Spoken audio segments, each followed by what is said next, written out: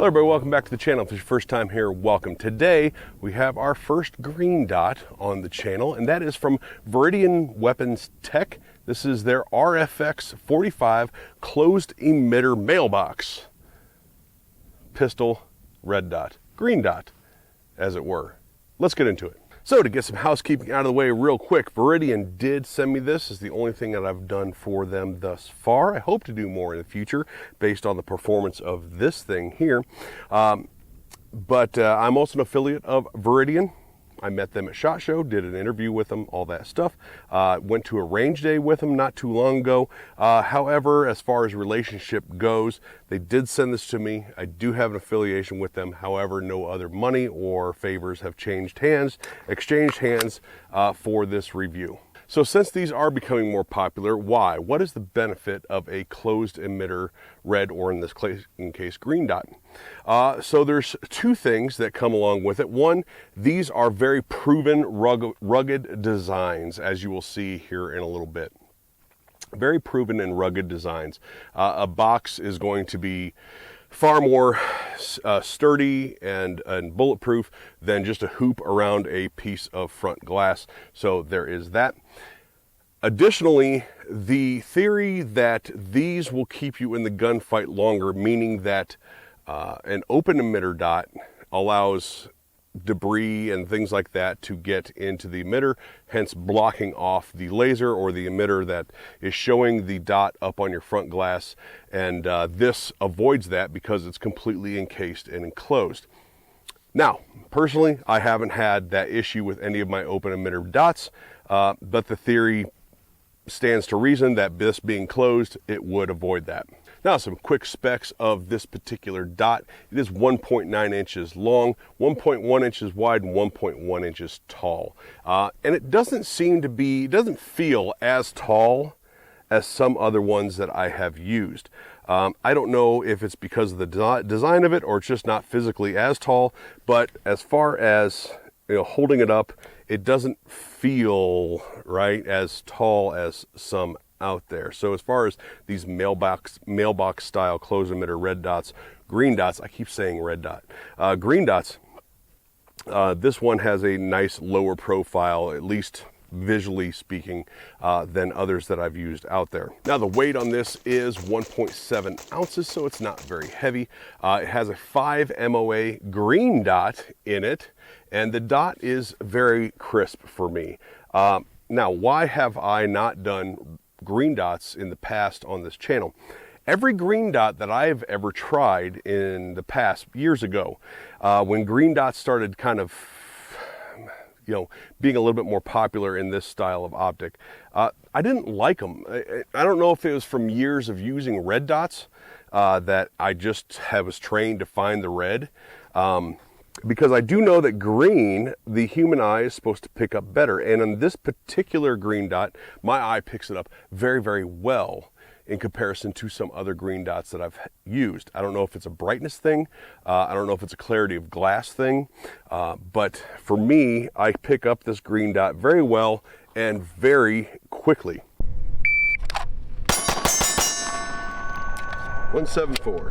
Now, speaking of brightness, is 10 total settings, 8 visible, 2 night vision. I've not been able to test the night vision settings, but in the visible settings, everything is very good. When you get down into the lower settings, that is still visible. The refresh rate seems to be there.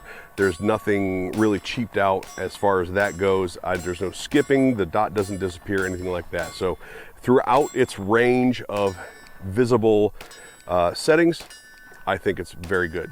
Now the glass size is 24 millimeter wide by 15.5 millimeter tall. So it's going to look a little squat, and there's a reason for that. Because they put all of the electronics, battery and whatnot, into the top of it here as opposed to the bottom. Now what that has done, it has lowered the dot a little bit. Instead of having all the electronics on the bottom, raising the window height up, they put the electronics on the top, and it is enabled the window and dot to be lowered down by every bit of a 1/4 inch. And I suppose lastly, talking about the stuff on the top, it does have your elevation and windage with a CR2032 battery there with a 50,000 hour battery life. That of course being somewhere in the mid setting and utilizing the shake awake. So this does have shake awake auto on, auto off that has been functioned very, very reliably for me. Now I have already done the drop test and water test. All right, drop test, the Viridian RFX45. I am at between 10 and 12 yards here and shooting 124 grain S&B.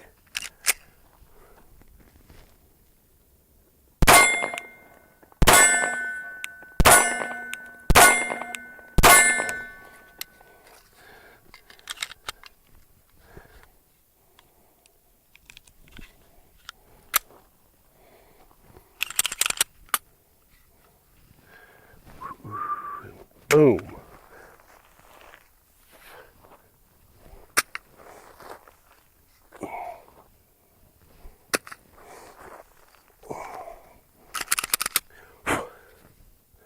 Dot is still on. The housing seems to still be tight.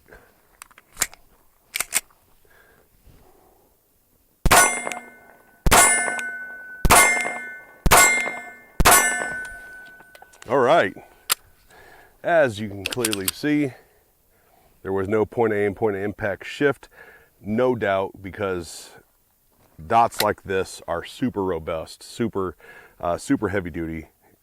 The only thing that may give out on something like this usually is the crossbolt.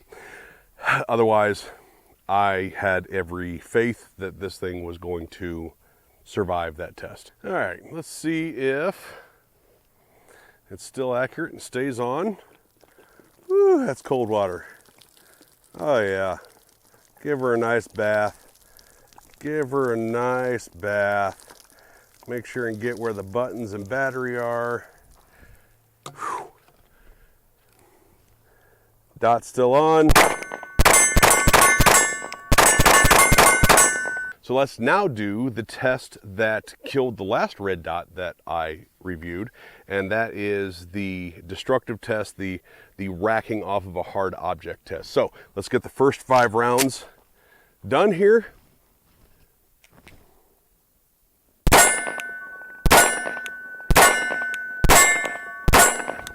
All right, there's my original 5.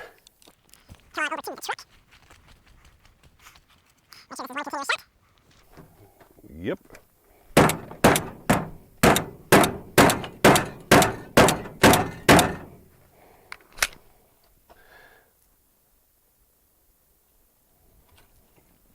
And come on back over here.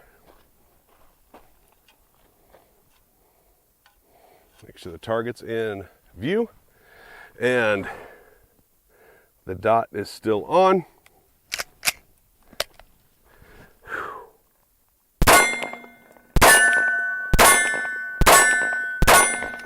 All right, so it's spread out a little bit, but it was still centered around that. So I'm going to say it did not lose the point of aim and point of impact. Part of it is because I just put freezing cold water on this, and it has a little bit of fogging. And so I wasn't able to see my point of impact as well. So we're going to put 5 more in there. See, I can't see through the fog.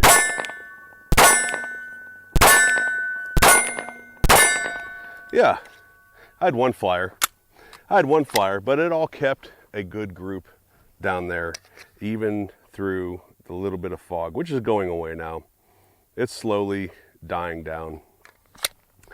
I guess that's what happens when you put a frozen bottle of water fresh out of the cooler on a warm optic. So one of the things that people I've heard complain about when it comes to close emitter optics is that, on pistol optics specifically, is that the window is so small that you lose the dot in recoil. That is not a dot problem, that is a U problem. So get some training, work on your grip, and you don't have that problem. I don't have that problem. So as far as that complaint, right, goes, I don't have that issue with this. The dot isn't so small, or the window isn't so small that I lose the dot in recoil. Now, to the YouTube sensors out there, I don't sell anything on this channel. I'm not selling this dot, and I'm not trying to sell anybody anything, regulated goods or otherwise, on this channel, because I'm getting ready to talk about the price of this thing. So I am just relaying information that the customer needs, or that the viewer needs, to make the best decision possible for themselves.